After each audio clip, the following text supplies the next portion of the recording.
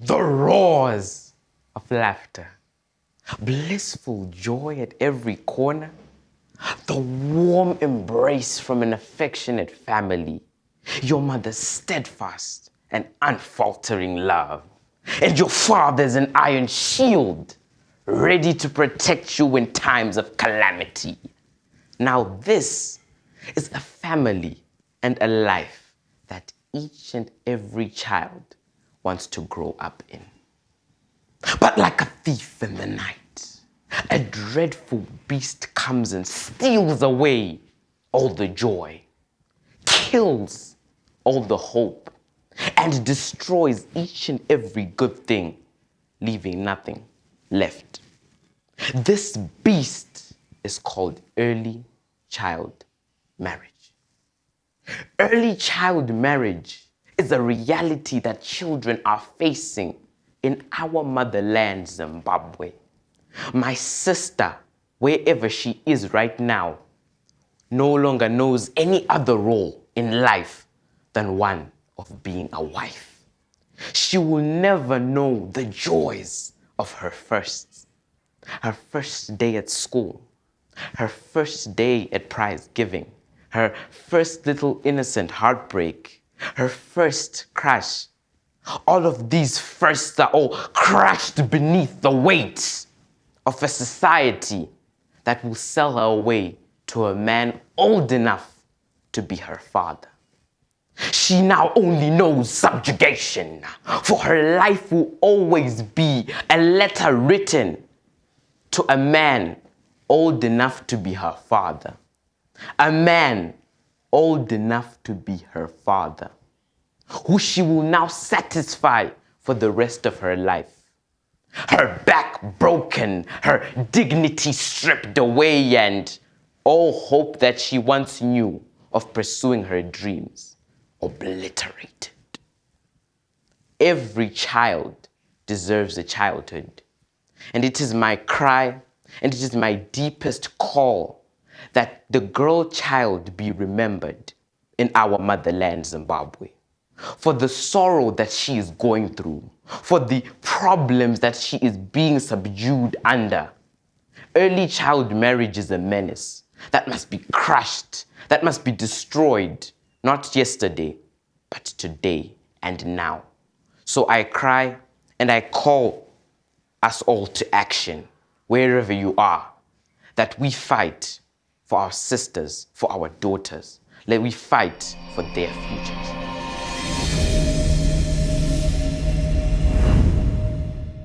This is the Tinashe Mugabe podcast. Welcome to the podcast where we talk about issues that affect children in society.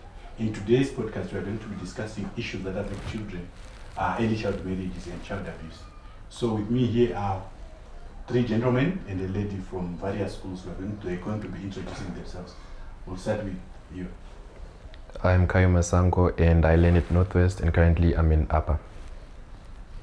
Hi, my name is Makaya Molife. I am in Form 3 at March Senior School. Hello everyone, my name is Yemikani Mamarasha. I'm in Form 1 at Milton Park Academy. Good day everyone, my name is Tabo Chakara. I'm in Form 4 at Glenview 1 High School. Okay, so four people from different schools that are going to be discussing issues that affect children, in specifically early child marriage. So to start with, what is early child marriage? As adults, we understand this differently from the way children understand it. So let's hear from them what they think early child marriage is all about. So we'll start with Tabo. How do you define early child marriage? So from the proposing side, we would define early child marriages as the union in marriage of an individual or two individuals under the age of 18, be it they have consented it or they have not given any consent to it. Okay. You agree with the definition, Sky? Yes, we very much agree. Okay, according to their definition, it's where a child, a minor and an adult gets married without or with or without consent below the age of 18. Can we also classify a child-to-child marriage as early child marriages? I don't know if you Yes. We can take the root of the law. Under the Zimbabwean Constitution, any marriage of any people who's under the age of 18 is illegal. So that also implies the minors too. If two minors decide to get married, even if they've given each other consent, these two do not register or they are legally not recognized as a valid marriage. So it would actually be illegal. So, yeah. Okay, that's fine. Let's move on to the next item. What do you think are the major, let's talk about major causes of early childhood. Of course, we have a variety of them. What do you think our society is crying because of mainly ABC? What do we touch as these are major causes of early child marriage? We'll start with Malaika. I believe that the major causes of early child marriages are one, the aspect of poverty, whereby most families, they feel like children are a burden. Families under the lower class or people who are not able to give enough for themselves, right, to supply for themselves, they then tend to take children as assets, whereby they feel like their only role is to work and also provide families. So in this scenario whereby we have girls now, the families now think that the girls are a burden to be staying with them and they should be married off. And we feel like this sentiment must be ruled off from the mindset. And then we also have the other factor of pragmatism, whereby now people generally, they just have this certain knowledge whereby they're saying at some point marriage is necessary and they feel like it's something that has to be done rapidly or speedily, because we have other religions which actually promote marriage very early, and we feel like this is just generally wrong. Okay, thank you, Madam. So in your analysis, you are saying economic reasons and probably cultural reasons are the major causes of early child marriages. Yes. Okay, you guys, you agree with those issues? Yes, we do. Yes, we do. Okay, then at what point do we say this person is now of age in terms of consenting to marriage? So, according to the law of Zimbabwe, a person is at the age of consent at 16, but then that person is still a minor. So this is to say that they have to consent at the age of 18, because that is when they'll be considered an adult, and that is when their consent are going to be taken into like consideration and all that. Okay, so we are talking about the cut-off age is the age of 18. Yes. So the issues that affect children, of course, differ from society to society. And let's talk about, try to juxtapose the experience of children in urban areas and that of children in rural areas, right? Which areas do you think, or which landscape do you think is affected more by poverty as a cause of early child marriages? Those in the rural areas and those in the urban areas, and why? Let's start with Kaya. So when you look at the sheer number of people that are mostly affected by early child marriages, it is evident or obvious that obviously the rural areas are the ones that get the big banner of it. As Zimbabwe, we are not as industrialized as we want to be, so resources tend to be concentrated around the metropolitan cities. So that then leaves any other area which is not a metropolitan vulnerable to these surges of economic biases. We look at Chegutu, Mashingo, Kwamzarabani, they might not have as much industries as we might have in Harare, which means there are high levels of unemployment. And when you look at unemployment, we can look at poverty. So definitely the rural areas take a fall when it comes to these, the economic landscape. Okay, so in your submission, the rural areas are likely going to be more affected by economic hardships. Correct. Than urban areas, which to my understanding should be affected. Then let's talk about social media now.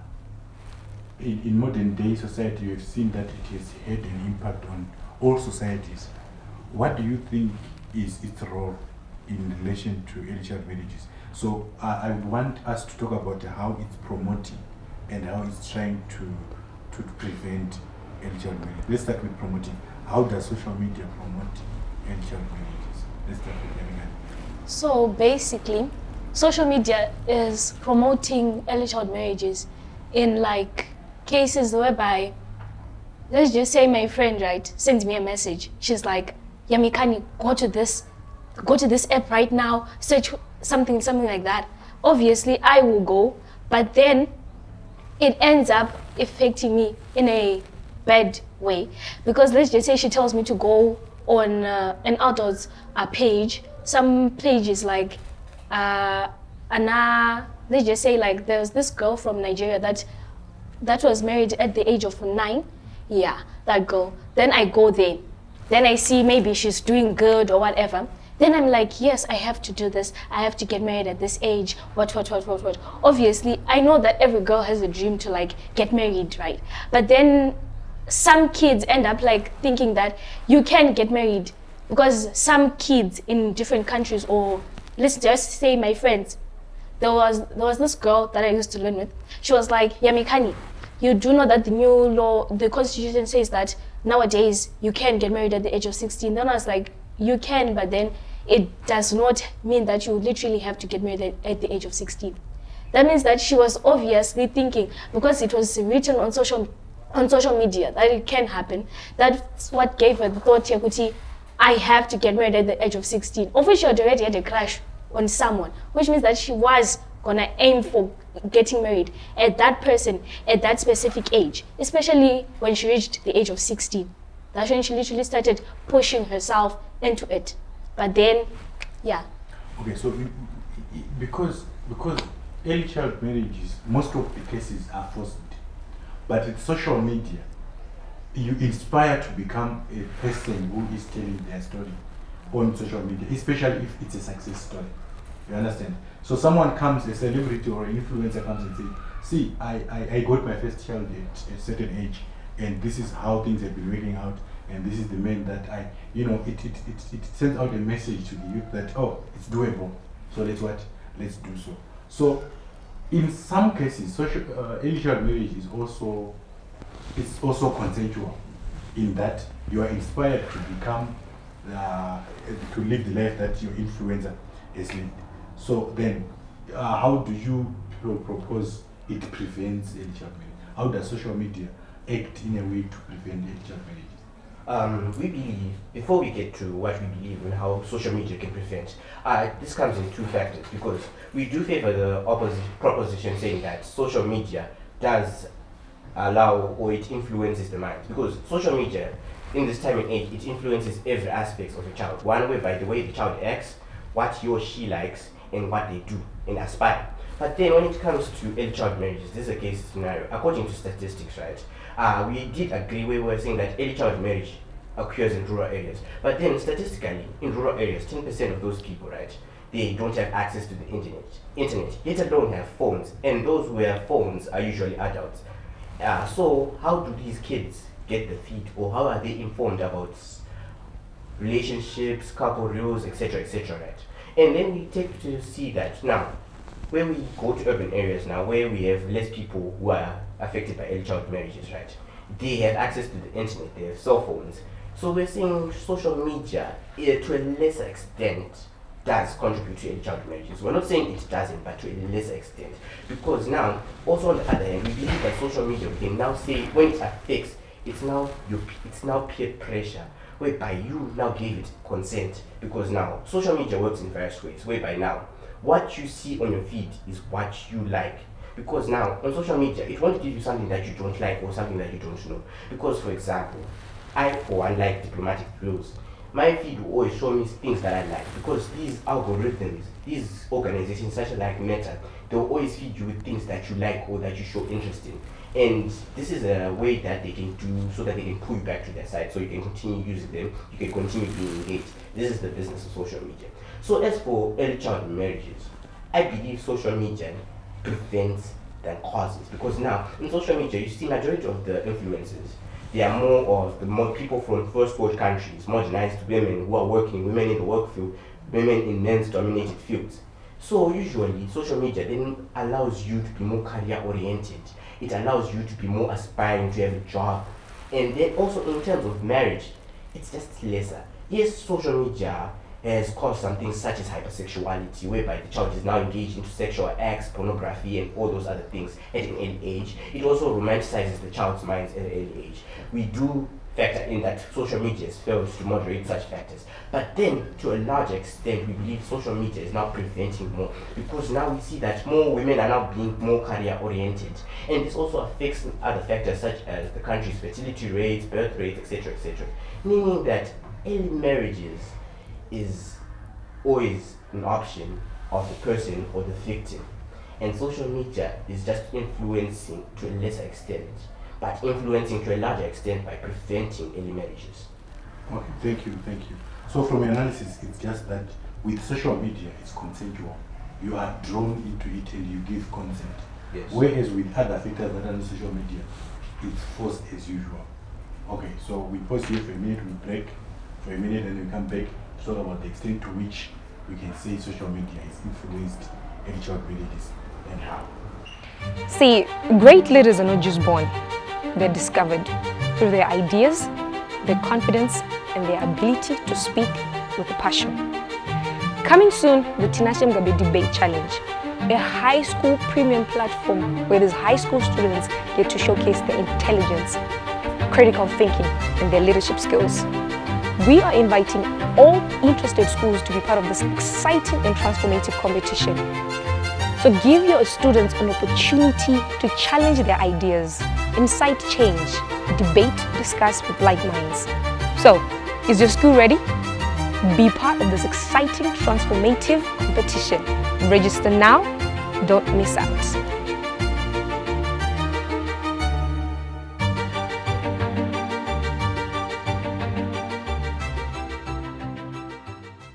Welcome back to this National podcast where we're talking about early child marriages and child abuse. So in this segment, we're going to talk about teenage pregnancy and how this can then be linked to early child marriages. So Yamingani, what do you think about teenage pregnancy and how do you link this to early child marriage? Basically, I think that the pregnancy part, yes, it was your choice to sleep with another person whilst you know that you're not supposed to be doing that at this age. But then the marriage part, it's not you that wants to go, because like muno Zimbabwe, we know kuti wakangweta numbuchete, it's either your mom or your family that's gonna say enda kuna baba yomwana or imva wato enda buda mumba izveri. That's why most kids kind of like end up, getting like abortions. But then it's not your choice to get married. You see kuti unozotizira waona kuti daddy vangu vanotyisa, mama vangu vanotyisa, vachanditi ibva watoenda kuna baba yomwana or whatever. But then in some cases, in other countries, perhaps the family ends up actually taking care of you and your child, because they know kuti this child that you're carrying is also our blood. So basically, yes, but then here in Zimbabwe, you know kuti kungoita nhumbuchete kuti ungobatwa nemukomana. In fact, you like be kicked out of the house. This is not the kind of girl that I raised. That's the thing that's happening in Zimbabwe, of which it's not by choice. Okay, so culturally, it's tradition that when you get pregnant, you are bound to get married. Yes. So the idea of getting pregnant to you is not an issue. Yes. The issue is on being forced to Get married. Which Yes. then becomes a forced marriage to you. Yes. And early child marriage. Okay, so on this side, we have a scenario where most teens are falling pregnant, either from their mates or from people who are older than them. What do you think is the correct approach to rehabilitate the situation? According to her, forcing the person out of the house to get married is early child marriage and forced, which is something she's denouncing. So you have fallen pregnant for someone either your age or older than you. What do you think should be done to rehabilitate the situation? Let's start with Karen. Okay, let's look at the context for one. In proposal to the motion you've just given us, right, where we are saying there's a linkage between teen pregnancy and early child marriage. There is a link, but from this side, we're taking it from a different perspective.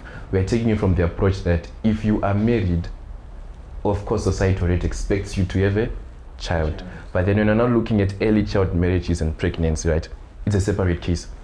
In most cases, when teen girls get pregnant, in most cases, on average, it's from a mate, right? It's from a mate.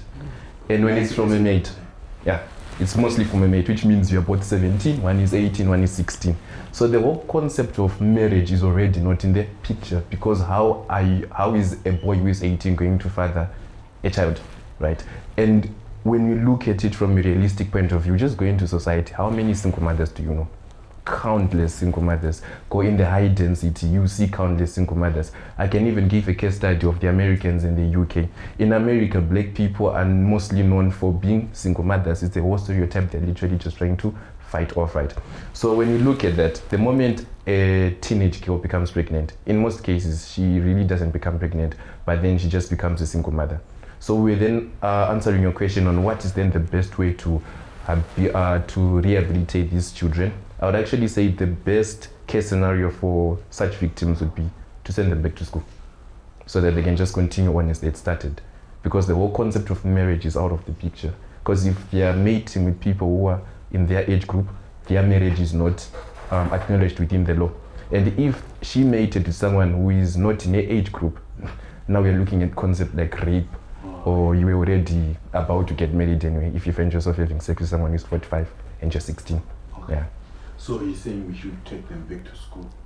Then that begs the question, who should send them back to school?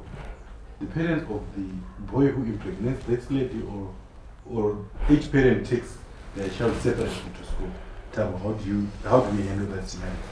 Okay, we have moved past the idea of what we do.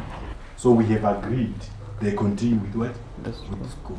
But we have two people. In fact, we now have a third party who is a combination of this party and that party. Who has the responsibility of sending these pregnant people to school? All right, so from our side of the house, we would say that both like the parents of the boys and the parents of the girls are to be responsible and have the mandate to take their children back to school. This is to say that if the girl's parents fails to take their child back to school, or they even deny their child, I think that it is necessary for like the boys' parents to step in and to send the child back to school. But then in the scenario that both the parents do not want to send this child back to school in question, we would say that we have organizations that can be able to cater that, will be taking it to like a tertiary level where they'll be getting the help they need. But primarily the parents are the ones who are mainly responsible and have the mandate to do that. Okay, so both parents have the mandate to take. Okay, I want us to be a bit mature and be critical about the matter. What should be done primarily by parents, or let's say by different stakeholders? Because right now we're debating the issue of what should be done when someone's pregnant. Because in the long run, what will happen to the child that is being given birth to? We are looking at a third party. Remember, he said in America or in other developed countries, 90% of the black Africans they are single mothers. So what Zimbabwe are we looking at in the next 30 or so years? If we are to say, okay, you get pregnant, then we will send you back to school and we do that. So what should stakeholders do to try and, one, minimize cases of teenage pregnancies? Two, try to do, because as Yamikan said, some, because they are forced into these marriages because they are pregnant, they end up opting for abortion, which is in Zimbabwe it's illegal and it's life-threatening. So you being youth, having first-hand experience in these things, what do you think stakeholders can do to try and minimize, at least minimize? You can't say to deal with the cases of teenage pregnancies, but let's try and minimize. Which stakeholders, number one, and what should they do to try and minimize cases of teenage pregnancy? Let's start with Mara. I believe that the first and major stakeholder who can help to minimize this are the educationals or the schools, because 90% of a child's life is at school, and most of their days they spend at school. We believe that schools are actually already doing more than enough, and because schools are actually educating, they're providing guidance, counseling for the children, and also schools, they're teaching children on how to minimize and also being aware of such cases of early pregnancies. But then we also have the other stakeholders such as the government, where the government also has to also factor in the resources, because education comes with resources. You cannot tell someone that you can't do this without giving them an example. There are some resources, there are funds, there are awareness campaigns, and all this needs funding. And we believe that the government should also be helping in such awareness campaigns, because end of the day, early pregnancies is going to go back to the government, in which way the social structures, the economy, and also how people live and the living standards, and also the government or the nation's literacy rate. So the government should also find its way to impact and also help prevent such cases, because all of this is always going to affect them and hinder the way they organize. And then also for the parents, we believe parents, they have done their part. They keep their children safe. But then we have parents in such scenarios where they are backward minded. They are not living in the 21st century, such as parents in the rural areas where they then force the child saying chi, like what she said. You saying chi, the child is, you're pregnant, go to your husband. We believe parents should also be educated as well. Because education is not just on the child. Education should also be on parents. Parents should also be educated on how to cater for children, what children need. And the main priority for children is education. And education is one thing that you cannot live without. And we cannot say that a child should go to school when the parent is also not aware. A parent will say the child doesn't need to go to school, especially the girl child. The girl child is actually the main person who's being affected in all of this. Because the boy child, even if he engages in a sexual act with the girl, the person who's going to be hindered the most is the girl child, because the boy child can still continue going to school, because the boy child doesn't get pregnant. He just talked in the fertility stage. The boy child can still go to school, he can still learn, he can still talk to his peers, like his boys, you know how they are. To far out, etc. etc. But then the girl child now, she's pregnant, she can't go to school, her family is denying her, etc. etc. She has to serve 9 months, and this affects the girl child. So we believe parents should also be educated. The government should also intervene, and schools I don't think they have already done their part, but then they should continue pressing on that factor. And then we have certain scenarios whereby now schools, then they have discrimination. We believe schools should be more strict on the fact of discrimination, whereby let's say a girl has been pregnant, she comes back to learn. There are other factors whereby she faces bullying, discrimination. This can also lead to other problems whereby we now have more rates of suicidal deaths because the girl has been bullied. She's been called here, she's a mother, you're pregnant, she can't learn properly. Schools should, on the effect of schools should be now a safer environment for those girls who have been affected in early pregnancies, and also those girls who have been affected in early marriages. And then also parents should be more lenient, whereby they have campaigns in rural areas where parents are now educated on how things go in this time and age. They should also understand the importance of the girl's child's education, and they should also understand what's the importance of a child not being married at an early age, because there are so many risks and complications of being married early. Because if you're pregnant at an early age, there are risks of death, and there are also the risk of the child itself that is being born. There are so many other risks. And also society, which is the last person, stakeholder. Society should now learn to understand, because now in Zimbabwe we also have the effect of society whereby now you're pregnant. Society won't treat that child differently. The child, they will call the child illegitimate, fatherless, etc. etc. They also, the mother of the child who gave birth at an early age, she'll also be discriminated. Society also has to change its ways, and we believe that everyone should be literate and also educated so that they understand how it is and understand the importance of the life of the mother, the life of the child being born, and the importance of education of the girl child. No, thank you. So the education goes to everyone. The first thing is awareness campaigns in schools, in societies. Parents have to be, I think the point is parents have to be educated on how to, the correct approach to use when dealing with issues that affect that their children are going through, instead of being lions to these children. Like, what should stakeholders do to try and minimize cases of teenage pregnancies? All right, so the main thing that should be done is advocacy. That is what I believe. We believe that if we start by advocating to the parents and the community, because we live in a world where like social commentary is something that is very valid. So if we teach the parents and like the people in the community first, especially in the remote areas, right, I think that is something that is very helpful, because you'd see that even a person, a young girl who is living in the remote areas, does not have any dreams that go further because of the social perspective. This is to say that from birth, she's always told, don't do this. Right? So the child grows up saying, Inine, I'm only here until I'm of age or until I'm and then I'm out of here. So they do not have any dreams that go further than that. So if we teach the communities and the parents first, would be tackling this issue of child pregnancy and child marriage. Okay, Yamkan, for you. Assuming you, what response do you expect to get from your parents when you tell them about dating? About dating? Yes. Basically, my parents are like, about that, yeah, my parents are really strict. Because like, let's just say my father, right? Telling him about a boy, you'll be in trouble for life.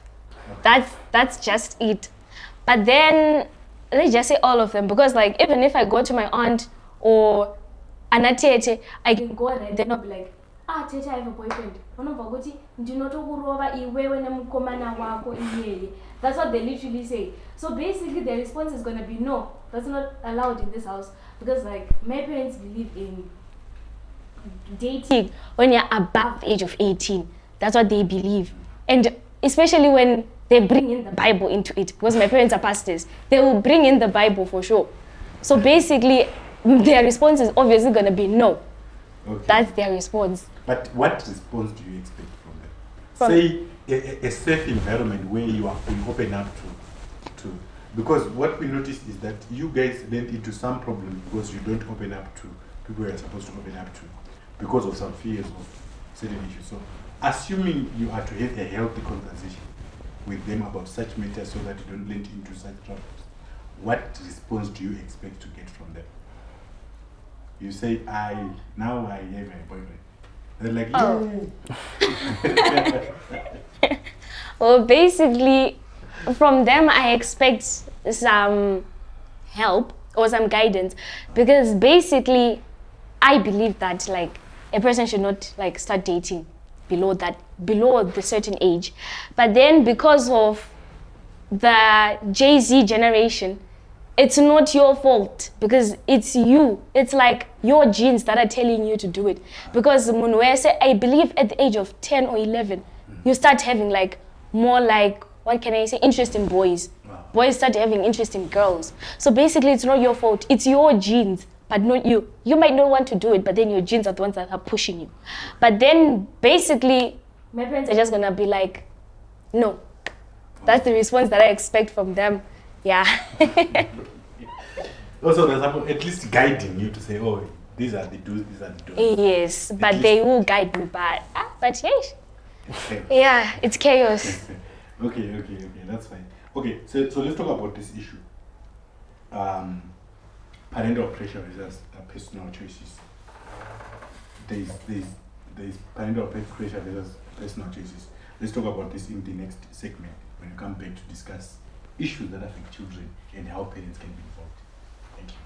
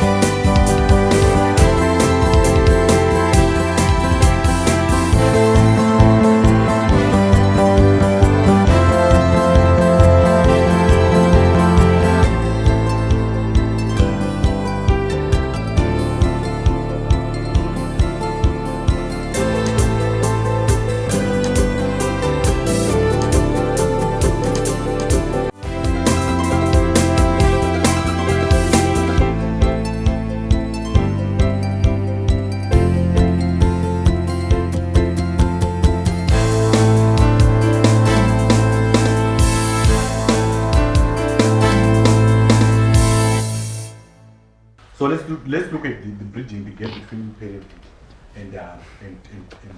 and the youth. So parents have certain expectations from their children. So the same applies to children and parents. When you are going through what you are going, you expect parents to acknowledge or to at least understand your situation, is it? to say, but why do they think I'm not a rock? I have feelings. So why can't they understand Kuti? I need to express this feeling the way I want to. Now, how do we bridge that gap? Let's start with Kyle.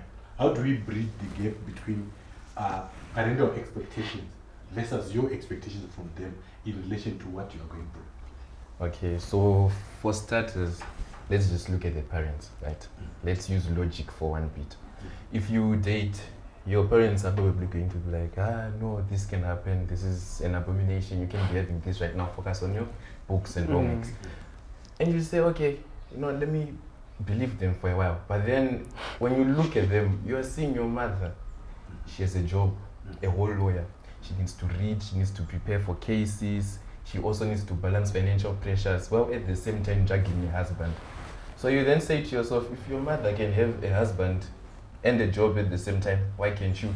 I mean, a student, you just have homeworks, notes only, and you're done. No stress of rent, how much are tissues, the fuel prices have risen. So why can't you then just juggle a girlfriend or a boyfriend? I think you can manage, honestly.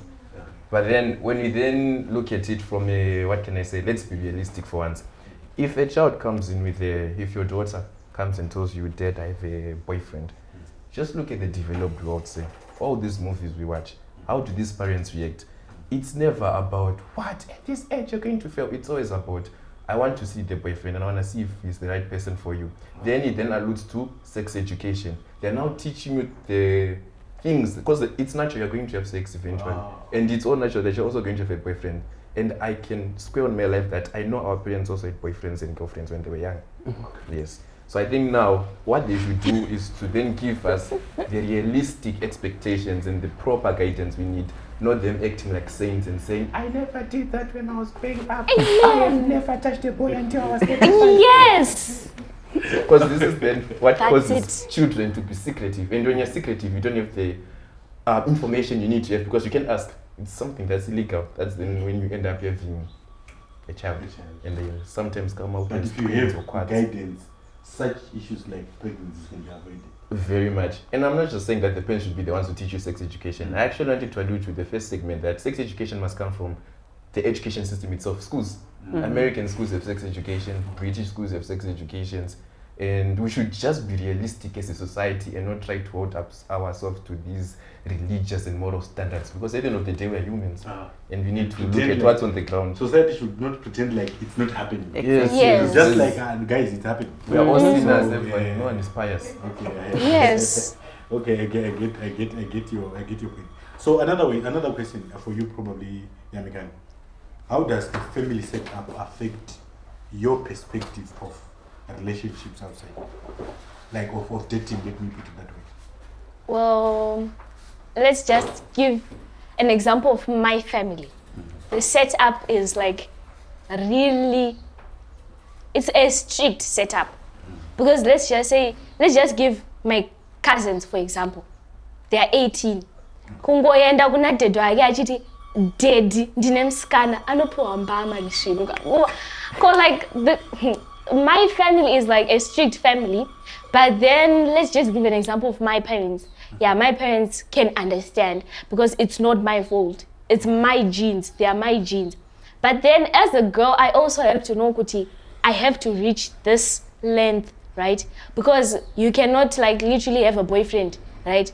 Mangwana, omvwasobatwa futi, like unemunge mukomana. The next day, at the end of the week, you have 15 boyfriends. What for?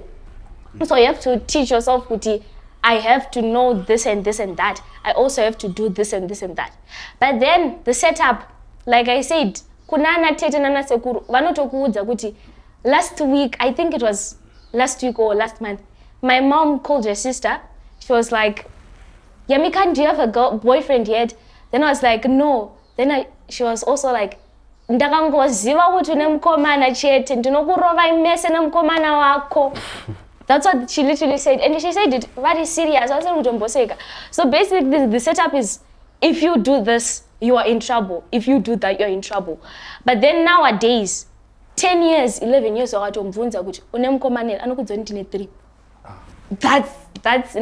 the Jay-Z nowadays. That's the I'm a 2K generation because like basically that's what's happening. Okay, so but then the law says 18 years. Do you think there has to be just an adjustment? Kuti tidzike kudzoka ku 10 kana kuti how should these systems be rehabilitated so that tinoita meet up the standard? Alright, so I think kuti vanhu my parents, right, they have to adapt to certain extents like how we adapt to them as their children, right? Pa age, right, atisi kuti toda kuti vatibvumire kuti roranai at 10 years old handiti tukuti they should allow us to go through it handitika under their guidance handiti ndozvatikutaura. We're not saying kuti ngavatote no, you should have sex, you should do this, you should do that. We're saying that they should guide us, they should tell us what we're supposed to do, because in the fact that I'm guided by my parents, right, kuti ndizonzi ndamitisa mwana wevanhu ka, it's very rare because I'm guided, I'm under their guidance. But then when they are saying kuti aiwa don't do that, heita zvechikoro, hey what munoziva chinhu chaunoita uchita musikanzwa so chinonakidza than chinhu chauri kuita like at your free will, right? Saka ndozvati kuti we're saying that they should adapt to us, they should guide us as their children. Okay. Yeah, more life. What should parents do? Parents, this is a very, very tough situation, especially in an African household or African parents. Because I actually want to agree with Tabo and everyone else what they said. There's something whereby we're saying an African parent and an American parent. Like American parents, like they have a strong relationship with their children. That's something we can all agree on. But then here in Africa, man, it's a different scenario. I feel like the bond between parents and children, or the communication, is very weak. Because I, for one, I couldn't come up and go to my mother and say I have a girlfriend. I know she would definitely take the slip and hit me. I would definitely be afraid. And like what Tabo said, children, like even I for myself, children, it's just in their psychology that they would do something that they were told not to do. Because children, they experiment. And experimentation is part of learning. And I believe that we're not saying date, we're just saying that it's part of learning, it's part of growing up, it's being human. Humans fall in love, humans have feelings, they have hormones. You have to go through infatuation, and then that's when you know, okay, this is not good. It's not the age for me to be having a girlfriend right now, because one, I don't have this and that. But then, there's always supposed to be a practical. African parents, they are more of the theory. They will tell you, this is bad because of this, and that. But then, you don't have any practical, you don't have experience. That's when you experiment. Even in school, we have practicals. We go to the lab, we experiment, we mix this and that, we do the covalent bonding.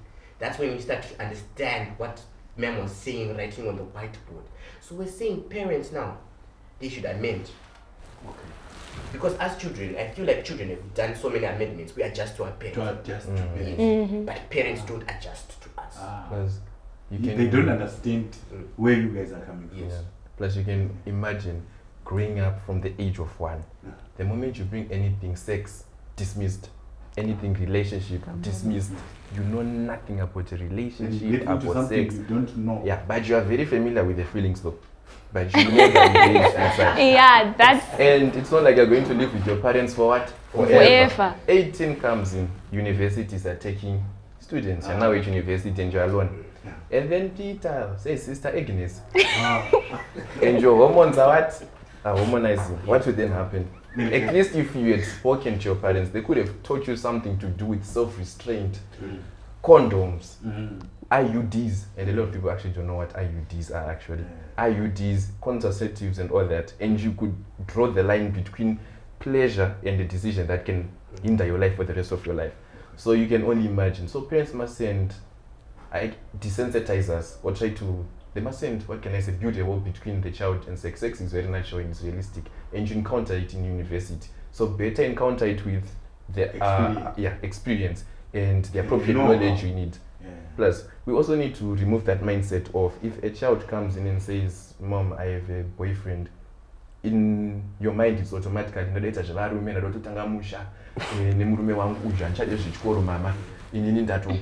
things like that. We should desist from that. Dating is quite normal, and I feel like we should normalize it as a society and just give each other proper guidance. Okay. Yeah, And one we're or not, two. we're not saying that parents are wrong for being strict. We understand the perspective whereby they care for us and they're very protective. We understand that part. But then they do it to the extreme. So parents, I feel like, for one, a child will definitely do whatever their friend tells them to do because the friend is always going to support them. So I believe in relation to early child pregnancies, right, and marriages, right, I believe that if parents build a friendship with the children, children will respect, obey them more because I believe like parent-child relationship is the cause of all this. Yeah. Because definitely, why would I listen to someone who reprimands me all the time? Yeah. I do it because I have no choice. Because one, I'm listening to them because one, I have nowhere to go. Who's the roof? They feed me. But those are the only factors that I'm taking into consideration. They take me to school. But if there was none of that, trust me, a child would definitely leave the house with Satan. But then, if the parent had a close friendship with the child, I believe the child would, the respect the child has for a parent would be more stronger, and the bond would be more stronger, and there's understanding. Because I believe that there's supposed to be a friendship for understanding, and if there's understanding, there's prevention of such cases. Because now, let's say you're now friends with your parents, right? Now your parents tells you, okay, Makai, you have a girlfriend. Then my mom or dad then starts telling me, okay, you have a girlfriend. What are you going to do with her? How is this going to help you with your life? Are you sure this is going to affect your education, your future career and stuff like that? We talk, we understand each other. And I feel like that's something African parents are lacking because they won't get straight to the talking part. They will go straight, take a shoe and hit you and say this is bad. And after I get hit, then they're done. And then after that, you go to school, you're just thinking, Mom, So I won't tell her again. I won't tell her. Yes. And if your parents don't teach you about sex, guess who will? It's Those WhatsApp groups are waiting, Yeah. Telegram is waiting, The friends. the internet is very much waiting to teach you everything you need to know. That's why we Yes. say I feel like parents should be your best friends. Mhm. Because if not, there are other There are other friends. friends. Those other friends will dilute your mind and they'll tell you something that you do not need to know. But then parents as your friends, they are going to be the good friends, the Samaritans. They are your friends, but then they advise you or they peer you to do good things. Unlike other friends or other factors, because they're other friends. When I mean friends, I'm not saying a physical person like I'm meaning like the internet, social media, etc., etc. And those are not moderated. Yeah, that's wonderful. At least an honest talk with these parents and children on how best we can navigate parental expectations versus children expectations from their parents. This marks the end of this segment. Thank you for staying tuned.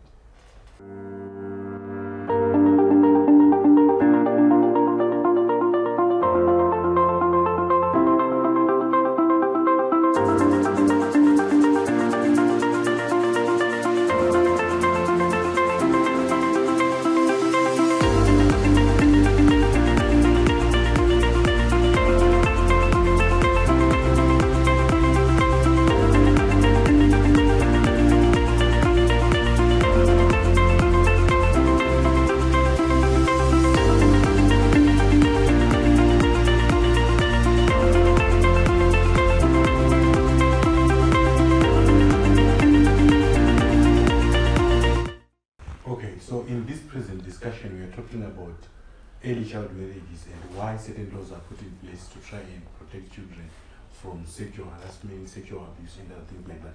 So, according to the conversations we're having, a child can be sexually active at as early as 10 years, yet the law says at 18, not up until 18.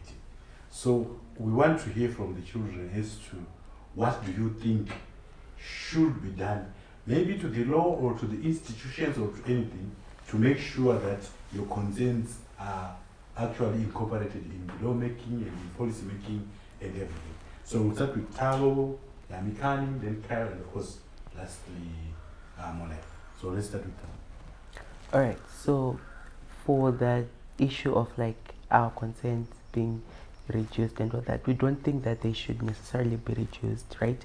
But then we think that the strictness of it is the one that is supposed to be reduced. This is to say, Kuti, we should be taught these things at a young age. In case Kuti tasangana najo or anything, we know what to do.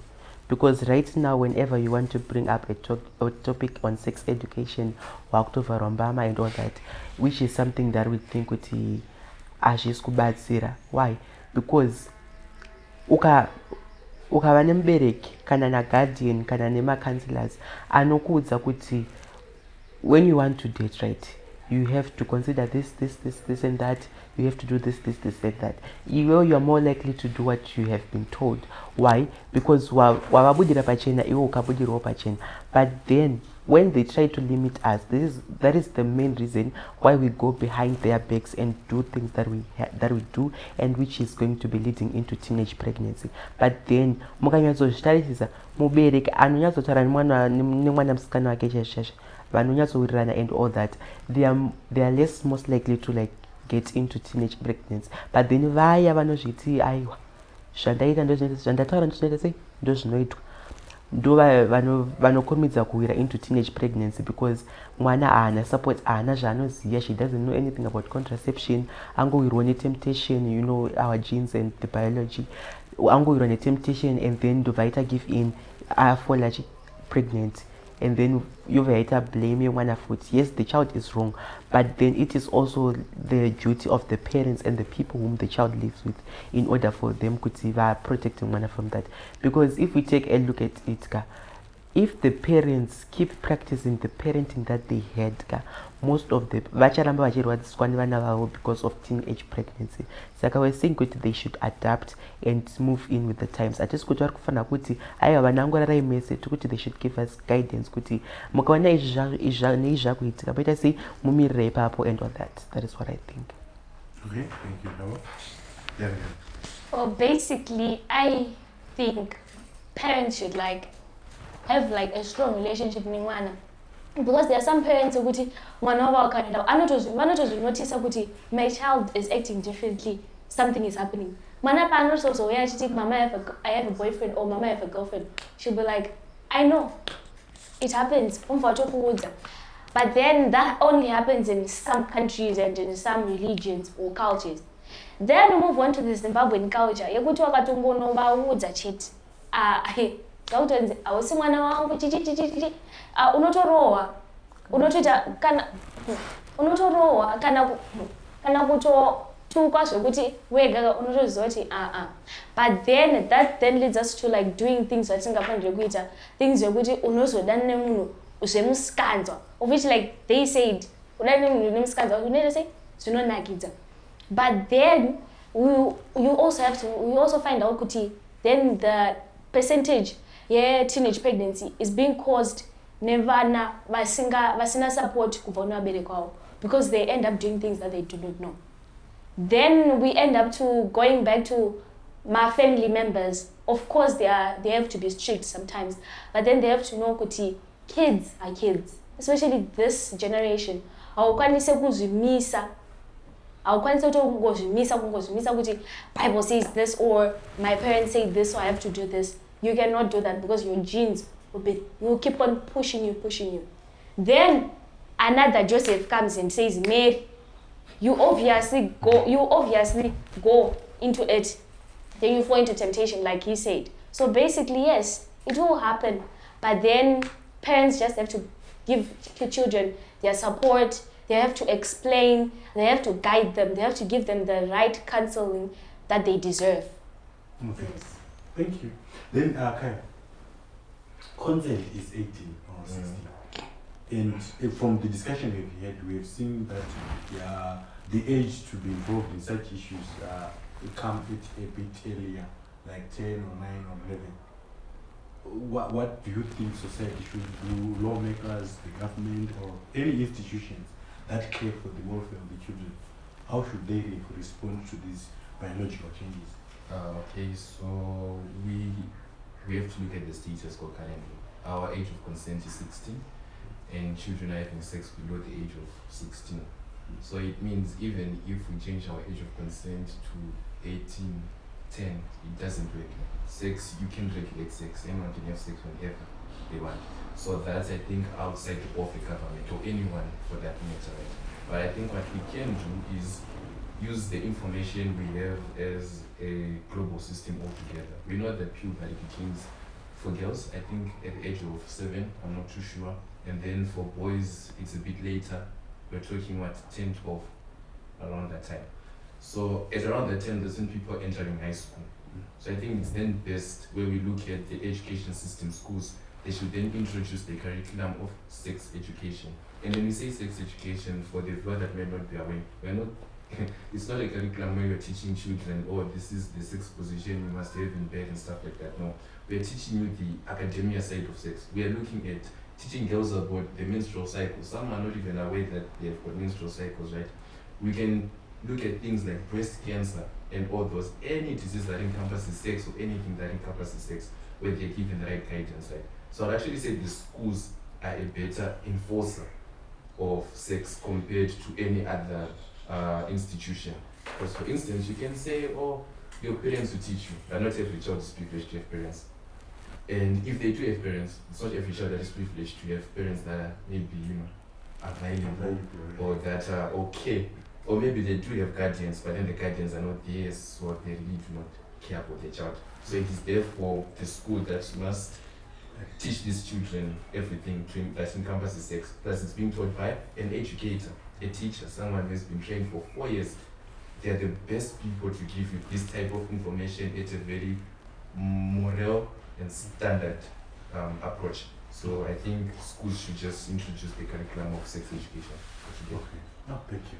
Well, finally. This is a very tricky matter, but then I would like to agree with all the factors that come in, because the most important thing to prevent early marriages, I believe, it's education. Not education by reading books, but education can even come in communication, basic communication, talking. And who should be talking to these children? The people who they spend most time with. One, which is actually the schools.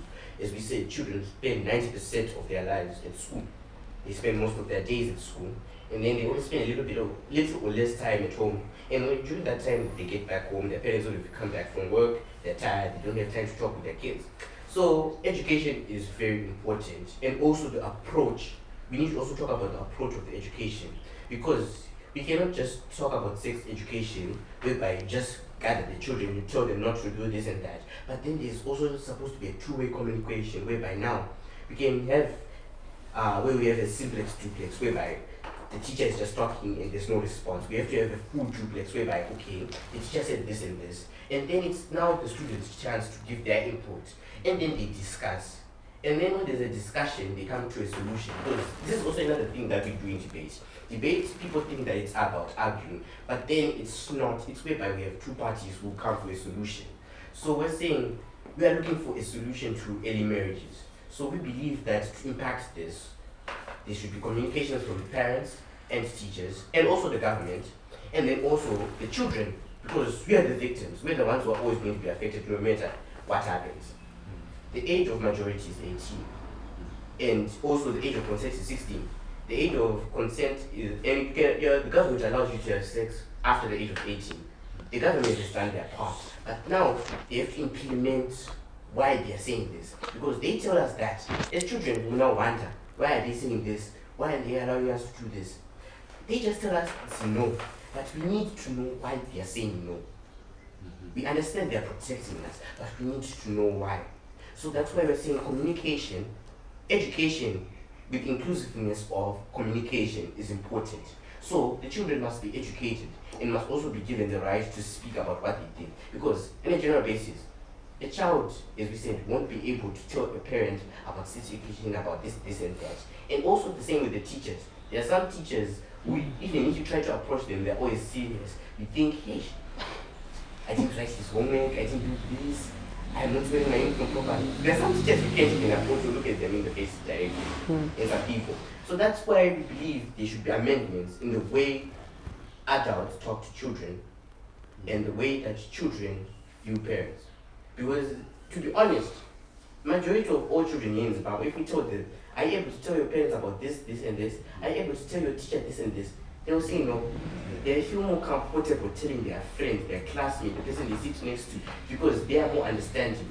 But then sadly, even if they tell them, he's a person who's confused, and he's asking another person who's confused, they have no direction. They are going nowhere, because they are both wondering. So we believe that adults they need to learn how to communicate with us in a way that we're comfortable. And if we find ourselves comfortable talking to the adults, we're going to be able to tell them about our problems. And once we tell them about their problems, as adults, they are experienced, they are able to give us solutions. And now we take those solutions because we understand, because we have a bond with them. We feel like, okay, everything they're doing is right, and they've given us a reason, and they've talked to us. We have an understanding. That's when a child is now educated. That's when we can say you're not educated, because now you have input from someone who's wise, and you have also given your input, and you come with something, a solution. Because now we have combated all the aspects. Because now the child is educated, especially the girl child. Now she's educated. She has had a talk with her teacher. She has had a talk with her mom and dad.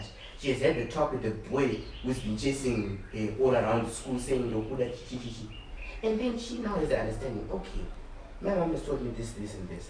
I asked her this and this and this. She now knows what to do. And then when the boy comes, peer pressures her to say, I want to chichi, whatever they do to get a child, or whatever they do there. The girl child now knows, okay, I can't do this because this is not the time. Now she's educated. Now we have combated early pregnancies, we have combated child marriages, we've even combated the fact of high school dropouts. Because if you notice, most reasons for girls dropping out of school is not about academic failures, but it's about factors of getting married early, or there's no money, but usually it's about early marriages. And we feel like education is just something that covers all the aspects, and this is something that is needed alongside communication and a friendship between the child and the parents.